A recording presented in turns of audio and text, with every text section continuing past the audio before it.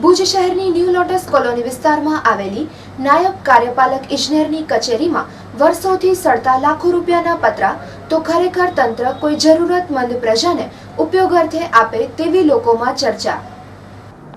ભુજ શહેરની new lotus colony વિસ્તારમાં આવેલ નાયબ કાર્યપાલક ઇજનેરની માર્ગ યોજના પંચાયત પેટા વિભાગની કચેરીના સંકુલમાં 2001ની સાલથી આજ સુધી લાખો રૂપિયાના પતરાઓ એમનેમ સડતા જોવા મળે છે।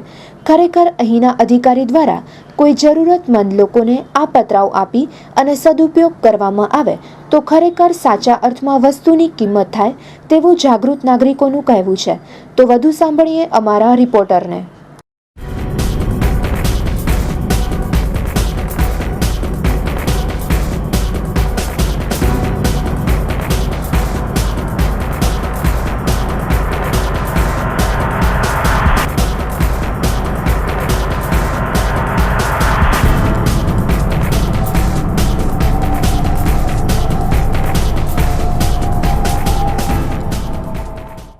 આ કચેરીની અંદર લાખો રૂપિયાના પતરા લગભગ 2001થી પડ્યા છે એવું અહીંયાના કર્મચારી જણાવ્યું હતું।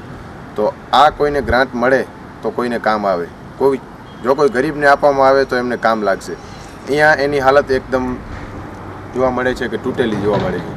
તો ખરેખર આની અંદર આટલું મોટું ભ્રષ્ટાચાર કેમ? તો શું કામ તેમને ગ્રાન્ટ અપાતી નથી? આ એક મોટો પ્રશ્ન ઊભો થયો છે।